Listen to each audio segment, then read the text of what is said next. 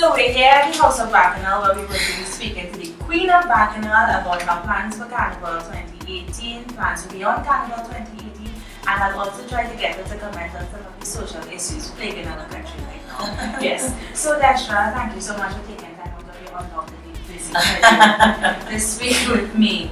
So I want you to start by telling me about all your offers about the Carnival 2018. Any of them are your favorites? I personally love the song when you went into yes. The hype leading up to that, to the release of that song, it's not disappointed. Yeah, but you know, sometimes you release music and it's not necessarily what the season is. So I think that the season goes in a lot of different directions. So it starts with being very mellow, and then we have a lot of the crossover type songs, and then you get some of the songs that have a little more bacchanal in it, but yet still pop, groovy. And then groovy songs would stop being the main focus, and then you'd start going into the road march racing, which is I think where we are now, you know, leading up to Carnival. But for me, what I wanted to do was just touch on everything. So I have a little bit of all types of music. So I have the Maryless Wine, which is a little bit of that crossover pop style soca. And then we have the song with Ufan, which was my first collaborated effort. And that was more in the bacchanal zone. We have the piano saying, hola! And you get the Queen of Bacchanal antics. And then we had, well, Family came out early, but Family had a whole different purpose, and I'm kind of shocked that it's actually still playing in the parties, because I know that the music, it transitions. So we play a lot today, and then a couple of months down the road, and Family came out a while back. And I'm hearing it in parties, so I'm like, yay! You know, I love that kind of nostalgia. Yeah, well, I guess people associated with the whole situation with breaking the ankle and recovery, and you know, the whole sentiment behind it and how emotional it was with the song and whatever. I think it will forever play on everybody's memory. And apart from that, then we have the Somebody, which is a kind of a, well, it's a bacchanal wine and kind of Lucy, let me see, just a little bit flavor. I dare you, kind of flavor. You know, I have to drop one of that. I have to drop one of that in the mix. Yes. You know, and then there's the Now with Nadia. That was a kind of collaborated effort. You know, geared towards the road, not the road march, but the road type song. And then we had Gimmel, which is also road type. You know, shake up everything. So could we look forward to another song with you, Nadia, and Alison, right? Well, we've never done a song before together. We should get something. We should, yeah, of course. I would. It's always nice to sing with Ali, and as you can see, I mean, throughout the year, sometimes we meet up on tour, and it's a really nice vibe. Those two girls are so crazy. I don't know. They try to correct me. No, but that's a great idea. For sure. Or even a follow-up to the one that you and Nadia did with Denise Melfon. Me and Ali. Yeah, right. That was Obsessive Winers. Yeah. Yes. That was a nice one. That was one of my favorites. Oh gosh, yeah. What a mind too, yes. You mentioned your collaboration with Urban Apps. Do you have plans to collaborate with any more of the younger artists? Of course. Second Stand, I had spoken about it at one point. Well, you know what? For me, I because I'm so busy throughout the year, I'm always flying.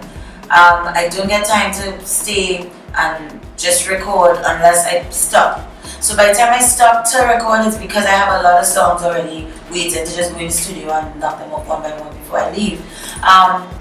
I am open to working with anyone and everyone. As long as I like the song, I will do it. If I don't like it, then it doesn't make sense, because you're not going to get the best of me. But I think so many people, Voice and I spoke about doing a collaboration. I know, I love his voice, I mean, he shines, and I see his passion in his music. He reminds me of myself so much. The way that I love my music and the way I would maneuver my voice to really let you understand what I'm trying to say. You feel my emotions. Think about Family, the way it feels. You can feel my pain, you can feel my sincerity in it, and I see that in voice as well, and that would be a good collaboration actually. But anybody, any of the younger artists that are coming up, I'm open to fusing our flavors and see what we come up with. I have to applaud that, because in conversations with some of the younger artists, a lot of them are saying that they find the older ones and persons who have more experience in the industry tend to get a little bit selfish about sharing the information. And then we have some of the older ones who saying that no, we're willing to share, but they're not asking. That's true. They're not asking. You see, sometimes the perception is there where you think that the more experienced artists, because I don't like that word, the more experienced artists, because we're so busy, we're never around. We always traveling or touring or working or doing, and it's hard to lock us down. But I would tell you, I am an ocean of experience. I'm willing to just lay it out there. And any of them that has ever met me in person, they could tell you that I would say, hey, so, don't do this. Look, the other day I saw Irfan and I said, Irfan, people want you to whine when you're singing that song over you. I see they run out on the stage and you're jumping and you're hyping. Yeah, but they like it. They like the hair. I say yes. But girls want to see you whine that waist. He said, alright, I'll try that, But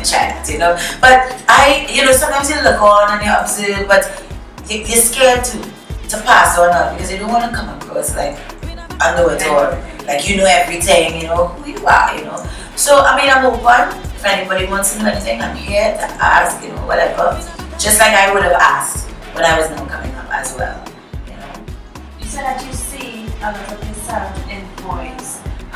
Do you think that a lot of younger artists seem to share this passion, or a lot of people are saying that I've been told by some of key players in the industry that they are of the opinion that too many of the up-and-coming artists tend to, or they are of the opinion that they're in it for the wrong reasons. Not for a love of culture, not for a love of the music, but because of the fame and the glamour that they associate with being players in the industry. So you've been told that? Yes. Well, I don't know, it's bad for me to say, but I haven't been really observing them with a fine microscope. But if that is the situation, I could see, the younger artists looking at maybe myself, Bungie Marshall, and looking and seeing what we're doing and saying, wow, they're going here, they're doing this, they're meeting this place, they're meeting that place, and if however they are, because like I said, I don't know, but if there's any truth to this, I would say that, hey, it comes, it's a journey. You start at the bottom of the barrel, and like I was told so fiercely when I was now coming up, you have to pay your dues, and a lot of times you get it right away, but being consistent is not an easy task. A lot of people would say, you don't see Destra in many feds, but yet still on camera because she's everywhere. Yeah. And for me, that is my path. For someone else, their path might be different. You have to find yourself in the music, and like what's his name? Sam, do it for the love, not doing it for the likes. Chronics, right? Oh God. Terrible. Let's say that again. Like Chronics said, do it for the love, don't do it for the likes. And you have to love what you do. If you don't have a passion about what you're doing, you're in the wrong career, you're in the wrong business, because you're never gonna give your best. You're never gonna give your all. You're not gonna be 100%. When I go on stage knowing that the fans are there waiting to see what's going to happen, and they're in the crowd waiting with every breath that comes out of your mouth, like, okay, what to do now? Okay, run this way, wave your hands, what else? I love this song, oh my God, and the joy that you see with them, that in itself is fulfillment for me. So I love being on stage. I love having a microphone in front of me. When I have a microphone, I turn into a different person. And I have had a microphone in my hand ever since I was about 10. And that was the moment that I knew that I loved this. It's a passion that I cannot explain. It's a passion. My father was telling me the other day, he said, I don't think he'll ever stop singing. And I think he's right. But do you have a plan B, or did you have a plan B? Yeah, well, listen, I wanted to be a pilot, I wanted to be a pilot, so I did physics and school geography. I said if that didn't work out, my plan B then was to be a flight attendant. So I did foreign languages. And I'm thinking, okay, if I don't become a flight attendant, what else will I do? What am I going to use these subjects for? And lo and behold, here I am in this career, and I get to use my languages because I do the French circuit, I do the Spanish circuit, and I get to perform in different languages. you know, and that is awesome. And I still get to fly, and I'm not a pilot, I'm not an air hostess. So sometimes you know what you want and you know where God is going to lead you, and it just kind of happens. Maybe not the way you thought, but it happened. So my plan B, I guess, would be falling back on what plan A was, maybe teaching, if this doesn't work out, because I'm really passionate about languages, and I know that in Trinidad and Tobago we have a shortage of language teachers, you know, so I don't mind doing that because I love kids and I love teaching and I love that. So go back to the music a little bit. So come on, please don't roll your eyes at me. Right? I have to ask. Soca Monarch is not what it used to be. More and more artists are deciding not to compete. Why do you think that is? I think it's not that it's not what it used to be.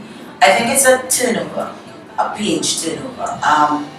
The people that you're talking about that are not entering anymore are the artists that I think have outgrown Soca Monarch. For me, I'm not competing because I'm terrible at competitions. I do not shine at competitions. It's a state of panic for me. I try to fit an hour performance into 5 minutes. Because of the whole band scenario, I mean, I started my career in band, it was Roy Cleveland Atlantic, now I have my own band. And I cannot get people to react to me in 5 minutes.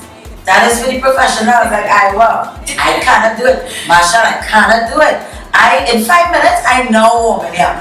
You know, for me, it's like, how do I say? It's like a different experience with someone. You know, some people like the good thing. Some people like to warm you up and caress you and build it. That's me. I'm the caresser. You know, I like to build up the emotions, take you up, bring you down. You know, kind of get everybody like potty and just get them to do whatever I want, like a puppeteer. You know, that's what I'm good at. And I think that's why, you know, I'm called the Queen of Bacchanal because I gradually build it up, take it down, make it crazy, make it calm. That's what I do. I'm good at that. So 5 minutes for me.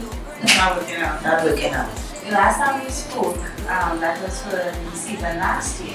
You mentioned that you're all about growth as an individual and as an artist. Yeah. Can you share with me some ways in which you've grown since then? Okay, how long ago was that?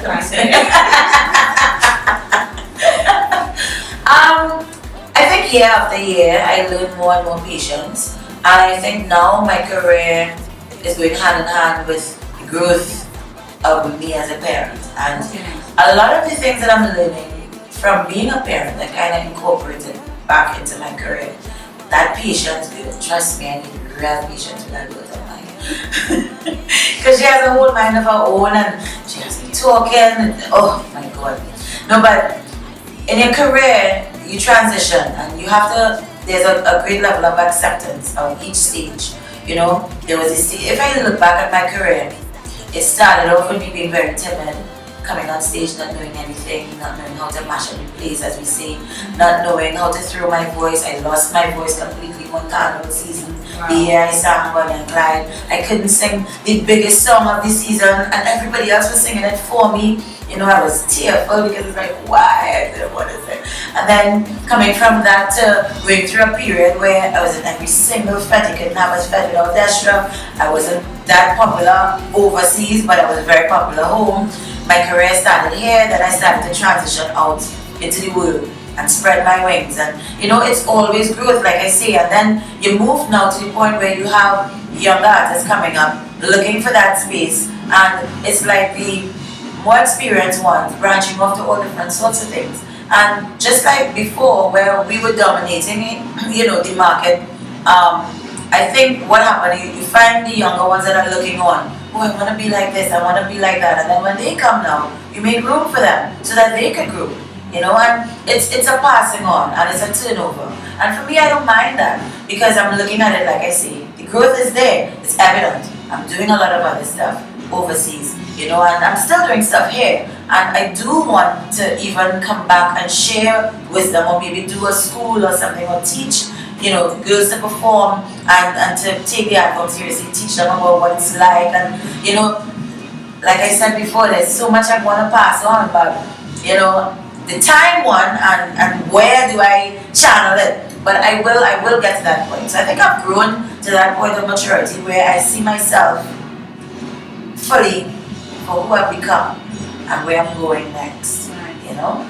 If time permits, you should consider mentoring by the masters. Yeah. I actually did Really? a program by the Ministry of Community Development and Arts. I actually did it last year with broadcasting, so we had people like Raymond Edwards and stuff like that. Okay. But from an artist perspective, I think I would love to. that you would be fantastic. I would love to. So we should engage just a little bit again. Fed What? culture. The evolution of Fed culture. Now, I'm not sure if you're familiar with this messenger case that happened recently. One young lady was sharing her experience at an event this season. Apparently, she was accosted by a gentleman. She was dancing on a cooler, and a gentleman, that's a gentleman, decided to slap on her butt and then try to slap on her front. And she retaliated by hitting a messenger to face. It's gonna what? A messenger, you know those messenger? Right. Oh yes. To face. And yeah, it got a lot of social media attention. It got people talking some more about the evolution of pet culture here in Trinidad and Tobago. And following that, the TTPS issued a release saying that you have to ask permission to widen anybody, otherwise fail to do so could result in you being charged with assault.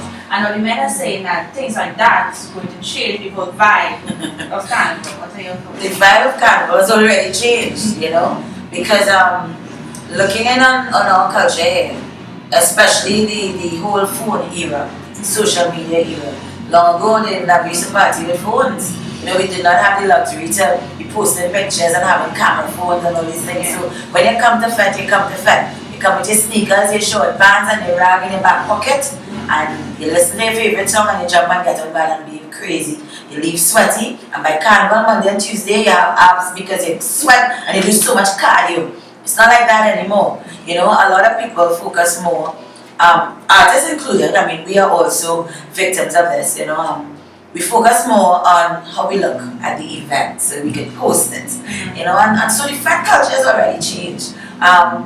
Where the whining with permission is concerned, I think I feel I'm in two minds about that, because in one aspect, not everybody's going to want to go up to someone and slap their hair and slap their front. That was disrespectful. Yeah. So for this, maybe what it should be is a law that, you know, if this happens, you get arrested. Or I don't know. I'm just saying off the top of my head. I'm also not in law enforcement and I have no idea. But I'm just saying that not everybody would be that crazy to do something like that. So a law like this prevents people. They make them think twice about whining on somebody.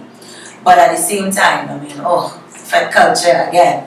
We dress a lot more lewd now in parties and risky. I'm looking on Instagram and I'm seeing people with no clothes on, just a jacket. And it's like, wow, we really changed. But it's at the end of the day, you can't really judge people or say you shouldn't do this or you shouldn't wear that or whatever, because it's up to your own personal discretion.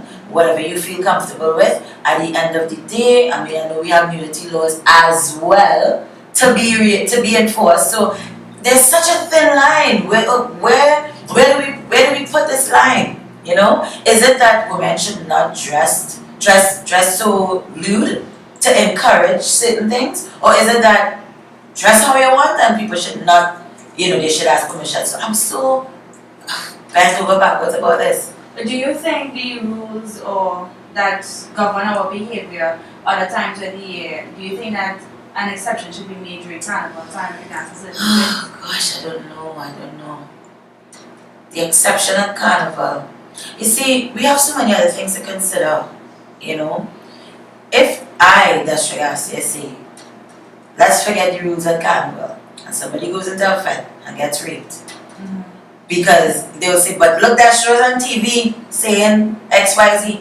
I really don't know. I don't know. I think as a people, we need to figure out what makes sense. Look at the times that we're living in. Look at the crime level. Look at things that make sense and things that don't. Look at the influences on the younger generation. And make wise choices as to what should and should not be done. As a people, as a community, as a nation, for the betterment of all. And it shouldn't just be a carnival thing or a during the year thing, we should have a protocol about how we live, you know. At the end of it all, again, it comes down to choice and individual perception of what is acceptable. You cannot tell somebody, don't put on a pom-pom shorts, don't put on a see-through bodysuit that's showing everything if they are comfortable in it and they know the risks and they know that, listen, it can be dangerous, but I can handle myself. Who's to say, you know? I don't know. It's often said that in our culture we tend to victim shame and victim blame. When in truth and in fact what we should be doing is forcing people to take responsibility for their actions. Right. So I walk down the street naked as a woman. That should make men feel that justifies them treating me a certain way. How do we change the mindset? Because I mean, Trinidad and Tobago, I think we tend to trivialize a lot of things that could be classed as sexual assault, right? Heckling. I have had men who should know better say to me that basically heckling is their right, and that's what we're known for. So, you know, so how do we address, how do we change that mindset? You see, it's a situation of double standards, right? Because if someone can tell you heckling is their right, it's the same way a woman can tell you I can dress in whatever I want, it's my right. So I think it's about consequences at the end of the day. If there are things in place to prevent bullying in schools, then what goes for children should go for adults as well. I think that, you know, unnecessary heckling of a female, let's just say you see something and you want to tease the person just because she's dressed a certain way, you really don't have the right. You really don't have the right, because it's the same thing you're telling kids at school. Don't bully. We have a no tolerance level for bullying, but when you're an adult, even though it's an adult and it's somebody dressed in a certain way and they say, she looked for that, you really don't have the right. Because let's flip it. If it's you and somebody else is bullying you for something else, let's just say a male. I don't know how men see bullying as adults, or being picked on or driving slowly and somebody come out, they can't kiss them out. You know, it's the same thing. It's a lot of double standards that we have as a society, and one thing is not better than the other thing. You know, it's like take the beam out of your own eyes. We see that in the Bible, but we don't really understand what it means. At the end of the day, you have to understand that your choices may be some that people don't understand, but also looking at someone else and saying, oh, she can wear that. That's her choice. That's her choice. How he can do that? How he can say that? He ruled that. It's his choice. If you don't want to be heckled, then don't wear the clothes, right? You have to, I don't know, Gail. I see I gave it there next, I don't know. Because it's a thin line. If you're going to wear the clothes, know that when you walk down the road, you're looking good, men going and tackle you. Because they think it's their right, right? If you know you can't handle the heckling, then don't wear the clothes, right? Because you can't stop somebody from heckling because it is their right. Still, it isn't their right, but it's their right. It's strange. There's no law against it, so it's technically their right. But in terms of society, it's wrong in the sense of bullying laws if we put it under this stereotype. So then it's wrong that way. So there's a line. Things that are wrong could also be right. It depends on perception. Okay. The advent of the Life in Leggings movement and the Me Too movement have empowered women to share their experiences with things like that. What has been your experience as a female artist? Do you still struggle with being, I don't know, taken for granted because you're female? Do you still struggle with getting the respect that male artists would get? Are you harassed unnecessarily, and how do you respond to things like that? No. I've been through the harassment period, but I think I'm strong. I'm one of those females that would be categorized as a strong female. I'm a no-nonsense type of person. If something happens that I don't like, I address it right away. I never feel intimidated by power or position. I don't care who you are. If I feel uncomfortable, I'm going to tell you. I don't care how much money you're giving me. I am not doing your show if I don't feel a certain level of comfort. You know, so for me, I don't get blinded by material things. So it's easy for me to walk away from any situation if I'm not comfortable. But I have had my share of challenges, my share of, standing up for myself, being called a diva, for whatever better word. There's another 5-letter word that they would have called me to. But all these terminologies came about by me just standing up for myself, because as a woman, you expect that if I dress a certain way, I'm supposed to act a certain way behind closed doors, or and I'm like, no, this is my dress code for my show. When I come off this stage, I put on my jacket. That means that I am show done, And my friend, it is so hard for a woman in any genre of work, and I don't want to just limit it to just music or so-called or industry. I would say that many women would say, listen, we still live in a male-dominated society where certain opportunities pass females and are given to men. Certain accolades pass women and are given to men. It's rare and few between that you find women really getting a chance to overpower a man or outshine a man. Sometimes you think you're winning and then boom, out of nowhere, here comes someone else, and then you just get knocked to the side. But that should not discourage any woman. This is a way of life, and a lot of times you have to keep trying and fail, keep trying and fail, keep trying and fail, and then one day you're gonna get it. Recently, this honor that I got from the Downtown Carnival Committee.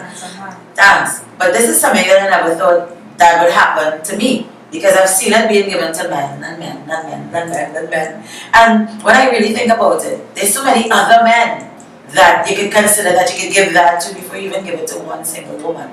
So this made me realize that, listen, society is changing. People are changing.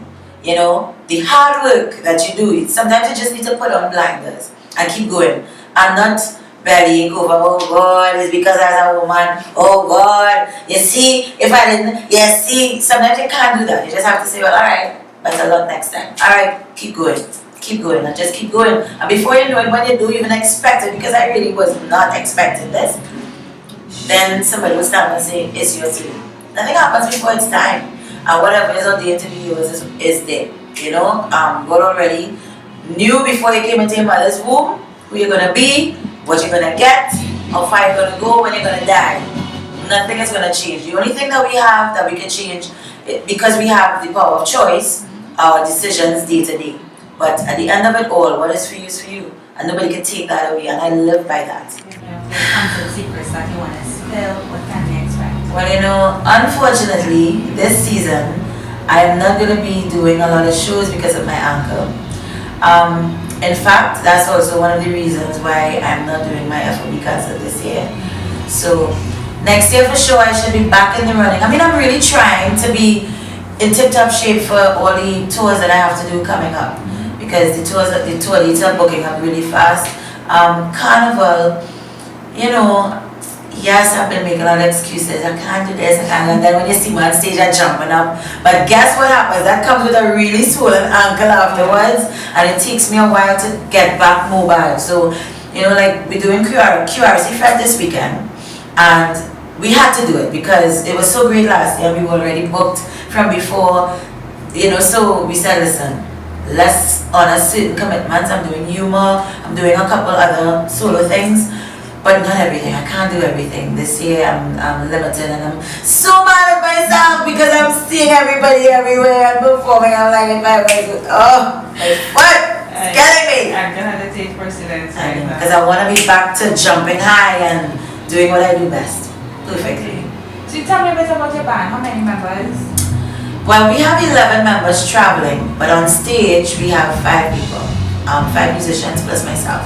2 sound engineers, 1 front of house, 1 on stage, and we have another engineer on stage as well. Then we have road management, and sometimes we travel with 4 dancers. Wow, fantastic. Yeah. Well, I wish you all the best for the rest of the season. Thank you. Thank you, I appreciate that. Thanks again for taking the time to chat with me. Thanks for being interested in my life. I'm such a boring person. And I'm going to take a peek at your band. Hey, you're more than welcome. Thank you so much. Thank you. want ya. From behind, give me that.